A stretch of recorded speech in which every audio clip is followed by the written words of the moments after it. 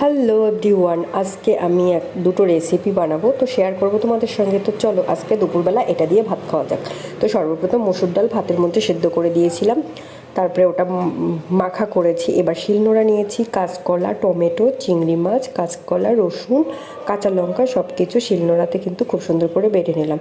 তো কাঁচকলাগুলোকে বাজার থেকে এনে স্লাইস করে কেটে নিয়ে নুন, হলুদ, টমেটো, কাঁচা লঙ্কা, রসুন দিয়ে একসঙ্গে ভেজে নিয়েছি। তারপর চিংড়ি মাছটাকে ভেজে নিয়েছি, শিলনোড়ার মধ্যে দিয়ে ভালো করে বেটে নিয়ে কাঁচা সর্ষের তেল দিয়ে তারপরে স্বাদ মতো নুন, ধনে পাতা দিয়ে এটা খুব সুন্দর করে মেখে নিলাম।